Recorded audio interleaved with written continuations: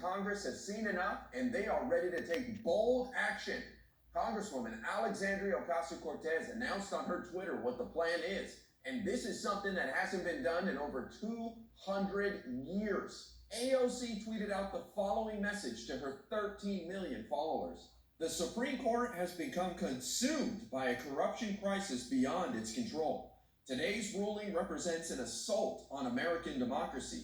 It is up to Congress to defend our nation from this authoritarian capture. I intend on filing articles of impeachment upon our return.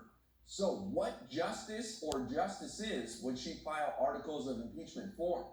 And what would the charges exactly be? Nobody knows right now. But this is a hell of an escalation by AOC. And even just the threat of impeachment against Supreme Court justices can cause them to take action.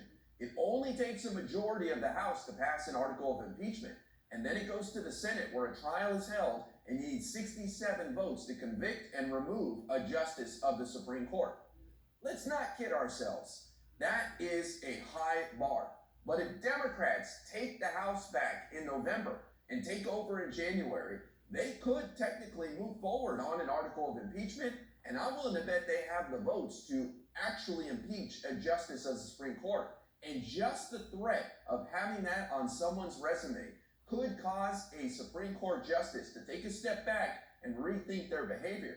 But if they were impeached, it would go to the Senate, and it would be a really high bar to climb over to convict a Supreme Court justice and remove them from office. In fact, there's only been one Supreme Court justice that has even been impeached, a guy named Samuel Chase that was nominated by none other than our founding father, George Washington.